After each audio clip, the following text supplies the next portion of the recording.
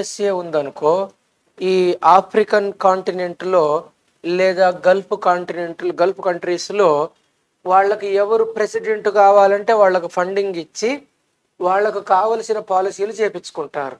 దాన్ని మనం ఇంపీరియలిజం అంటారు. కొలోనియలిజం అంటే ఏంటిది? Political control plus cultural control also.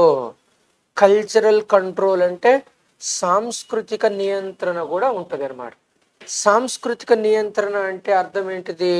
సంస్కృతి అంటే వాళ్ళ ఫుడ్ అండ్ బేవరేజెస్ అంటారు, ఆహార పానీయాలని నియంత్రిస్తారు. Next dressing and beauty consciousness అనమాట. డ్రెస్ అండ్ బ్యూటీ కాన్షియస్నెస్ అంటే వస్త్ర అలంకరణ అంటారు.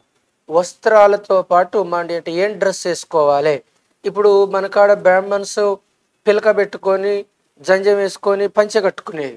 కానీ బ్రిటిష్ వాళ్ళు రావడంతో ఏం జరిగింది అని అంటే సూటు బూటు కోటు హ్యాట్ వేసుకొని మొత్తం మార్చుకోవాల్సి వచ్చింది. తులసి తీర్థం తాగిగోడు ఫారిన్ బ్రాండీ తాగుతున్నాడు అనమాట. అలా డ్రెస్ అండ్ బేవరేజెస్ అనేవి ఒకటి అనమాట. నెక్స్ట్ ఎంటర్టైన్మెంట్ కూడా మారిపోతుంటుంది అనమాట. మనకి టీ అనేది బ్రిటిష్ వాళ్ళే తీసుకొచ్చి పెట్టింది బేవరేజెస్. ఇట్లా ఆంధ్ర ప్రాంతానికి చెందిన వస్త్రాలు, వాళ్ళ డ్రెస్సులు, వాళ్ళ ఫుడ్ హ్యాబిట్స్, డైలెక్ట్ కూడా మారిపోతుంది. లాంగ్వేజ్ అండ్ లిటరేచర్ కూడా కంట్రోల్ చేస్తారు. ఇలా పాశ్చాత్య విద్య బ్రిటిష్ వాళ్ళది ఇక్కడికి వచ్చినట్టు సీమాంధ్రుల విద్య ఇక్కడికి వస్తుంది. ఇలా వలసవాదం అనే పదాన్ని కంపల్సరీ ఉపయోగించాలి. ఈ 1956 నుంచి 1969 మధ్యలో ఉన్నటువంటి పాలనని ఏమంటారంటే సీమాంధ్ర కొలోనియల్ రూల్ అని అంటారు అనమాట.